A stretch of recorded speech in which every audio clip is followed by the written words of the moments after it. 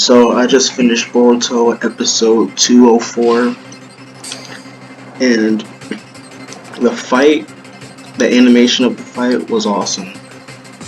This is something you would expect from like a fight like this in Madara versus the Shinobi Alliance fight, the Naruto and Sasuke versus Momoshiki fight.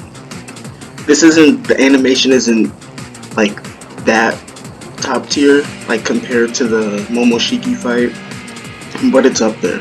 Okay, so Jigen turns really small. Okay, I read this in the manga.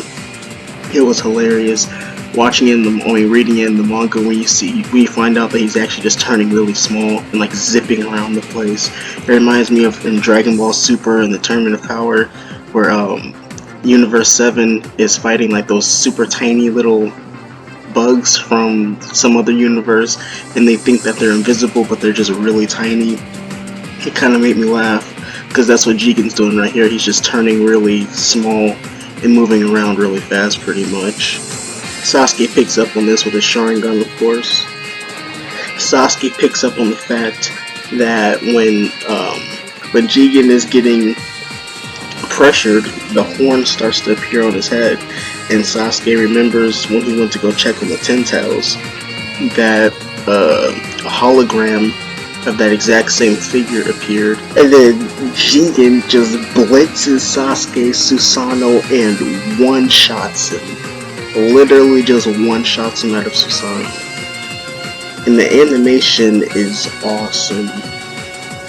Jigen's running on the Nine Tails, like as the Nine Tails trying to hit him with the tails, he literally stops and starts running on one of the tails. He said it doesn't seem to be especially fast, but what about its defense?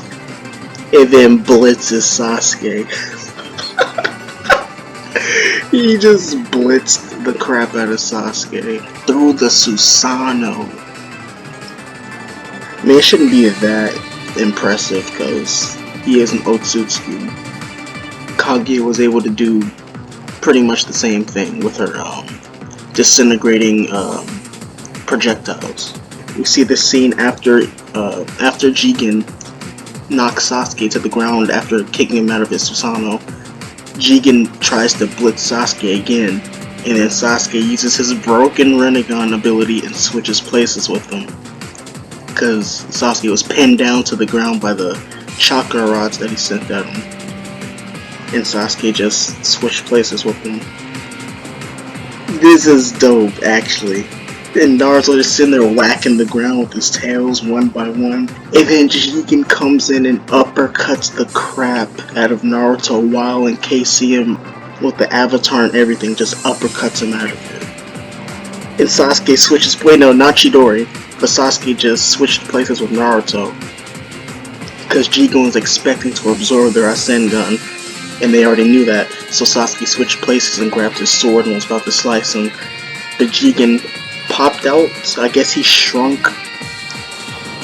Yeah, I guess he appeared some chakra rods and caught the sword with some chakra rods that came out of his neck, I guess. Sasuke tries Amatoros and fails. I'm pretty sure Sasuke knew it was going to fail, but he just wanted to try it. Jigen absorbs it. Have we ever seen the Amaterasu take anyone out? I don't think so. Okay, Jigen's got a crack on his stomach from wasting too much chakra. He's wasting the life force of the body that he's in. Spoiler alert for those who don't know, you'll probably find out in the next episode. But Jigen's just a super weak vessel, so the more he fights, the more chakra or the more of his life he's wasting away. Jigen pulls out some chakra rods and stabs Naruto and Sasuke through the ground. Now they're pinned, like hanging up in the air pretty much. And then Jigen pulls out this summoning. It's been sitting in the clouds, I don't know if it was a summoning, but he pulls it from out the clouds. It's like a container, and he plans on closing it on Naruto and Sasuke, sealing them inside of it. And at the end of the episode, he does. He seals them. Well, he seals Naruto. Sasuke ends up getting out because Naruto distracted him with shadow clones. Well, Sasuke could use space-time ninjutsu to get out of there.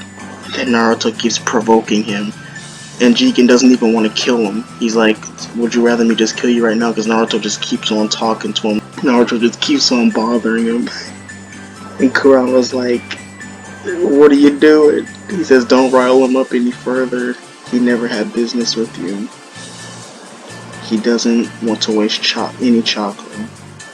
Don't give him an excuse to change his mind and kill you. And then Kashin Koji's just sitting here watching the whole thing. And then everyone thinks Naruto's dead. Well, at least Kawaki does. Next episode we'll find that out. From the mangas, when I read it in the manga, the fight was good. The animation in the episode was good. Like in the manga I couldn't really tell what was going on, but I could understand it from the text. And in the anime they just made it look better than the manga pretty much, which is common.